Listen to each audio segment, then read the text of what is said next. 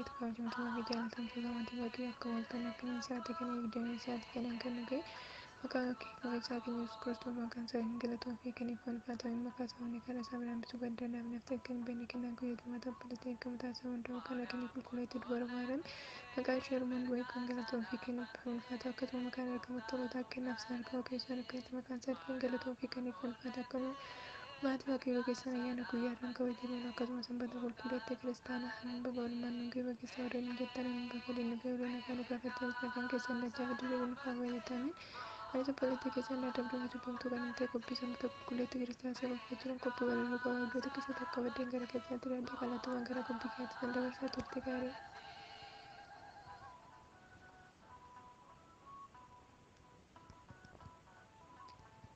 Mata dureen walaloo kiyyaas galata kee gooftaa jira.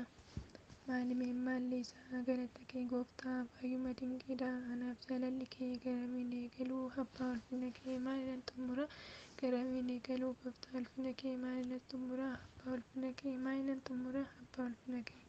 Kunoo nu fayyisuuf samiirraa qabbutee dadhabaaf namaa dubreerraa fudhattee bilisummaa keenyaaf jettee baay'ee dhukkubsattee mataa ol nu qabuuf ofii kee gajjattee mataa ol nu qabuuf ofii kee gajjattee.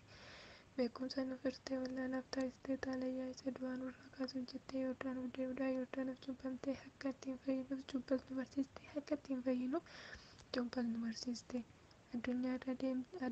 deddeebitee wangeela addunyaa bira ibsitee kan ija hin qabne ija isaa bantee kan gurraan hin dhageenye gurra isaaf ibsitee nama hin dhageenye isa dhageessistee kan ciisu ol kaastee sireerraa ol jedhee dhaabbatee kan ciisu sireerraa ol jedhee dhaabbatee kana qofaa miti raajina raawwattee reeffa guyyaa fi kunoo boolla kaastee osoo hunda qabduu hiyyeessa fakkaattee waadaa nuuf galtee kunoo nuuf raawwattee waadaa nuuf galtee kunoo nuuf raawwattee. Hundumaa kan uumtee kan bituu siidha